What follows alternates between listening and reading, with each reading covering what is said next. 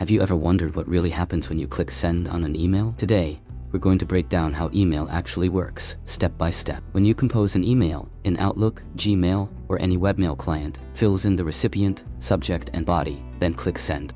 Your client uses a protocol called SMTP, Simple Mail Transfer Protocol, to send the message to your mail server. The server authenticates the user and queues the message. Your mail server queries DNS for the recipient domain's MX record to find the target server, then connects via SMTP to deliver the message. The recipient's email client connects to the receiver's mail server using IMAP or POP3 to download and display the message. Client initiates TCP connection to port 587, the standard submission port for authenticated client-to-server mail. Once the TCP connection is established, the SMTP server immediately sends a 220 status line, service ready. The client sends ALO, extended HELO, with its own hostname or IP. The server responds with a multi-line 250 reply, listing every extension it supports. The client sends startles to request that the connection be upgraded to TLS. The server responds with 220 go ahead. Both sides then perform a TLS 1.3 handshake. The server presents its certificate, proving its identity, and a shared session key is derived using ephemeral Diffie-Hellman. All subsequent SMTP commands, including the password, travel inside this encrypted tunnel. Inside the TLS tunnel, the client issues auth plain, followed by a base 64 encoded string containing the null separated authentication identity, username, and password. Auth plain is safe here because TLS encrypts the entire exchange. The server decodes it and verifies the credentials against its user database. Modern providers require XOAuth 2 instead of plain passwords. The client first obtains an Auth 2 access token from the provider's authorization server via browser consent flow. This short-lived token, typically 1 hour, is then presented to the SMTP server. The server validates it with the auth server. The user's password is never transmitted. The server decodes and validates the credentials. It checks 1. Password hash match against user store. 2. Account not locked, suspended, or disabled. 3. Mailbox, not oversending quota. 4. Rate limit not exceeded. 5. For auth, token signature valid and not revoked. If all checks pass, the server responds with 235 and the session is authenticated. The SMTP session is now fully authenticated. The client can issue mail from to declare the envelope sender, RCPT to for each recipient, and data to transmit the full message. The server will relay this mail on behalf of the authenticated user. The session remains open until the client sends quit or the server's idle timeout triggers. The sender's MTA accepted the email via port 587.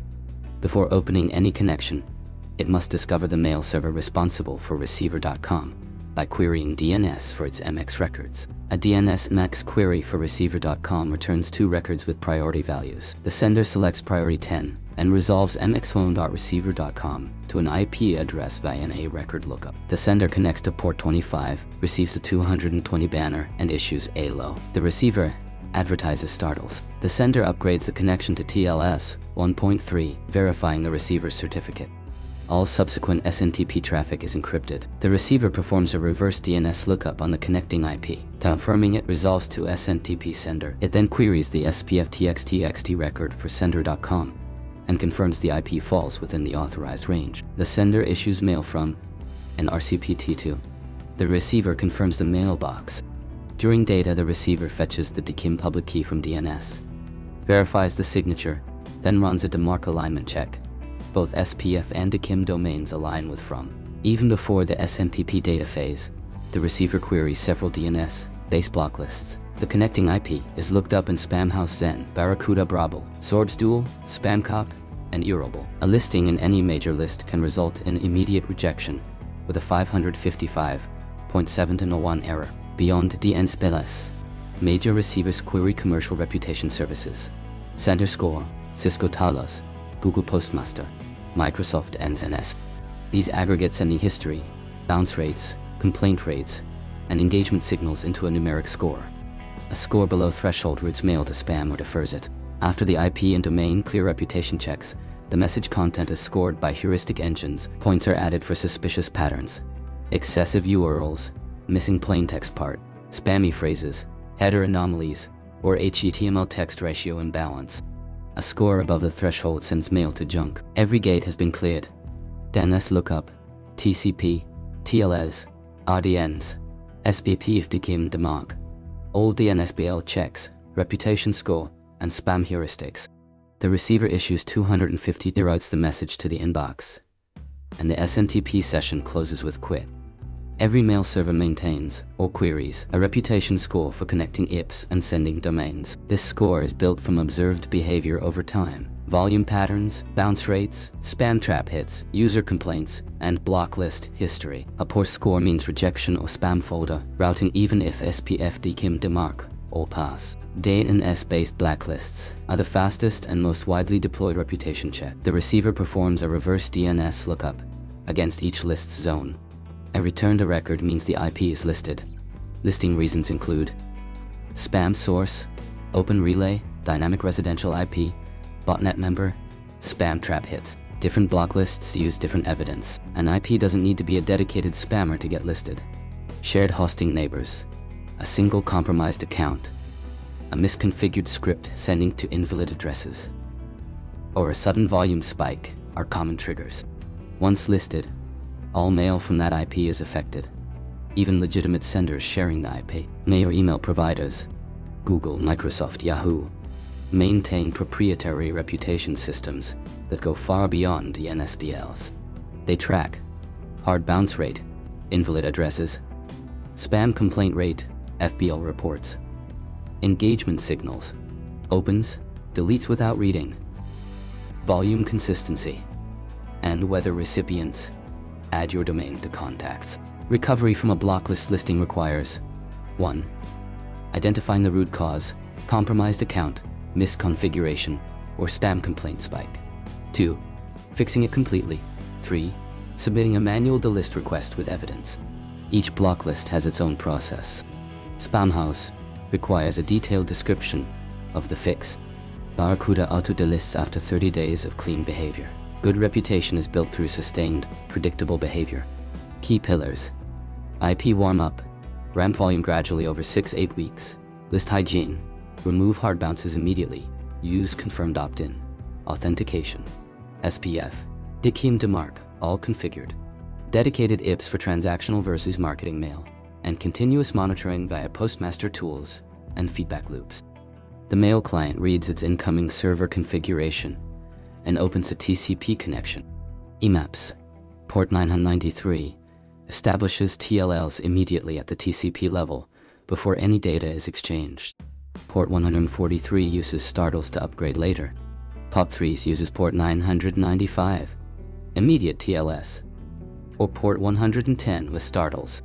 Modern clients almost always use the TLS first ports for security. Inside the TLS tunnel, the IMAP server sends an untagged OK greeting line. This announces the server's IMAP capabilities and readiness. The asterisk means untagged.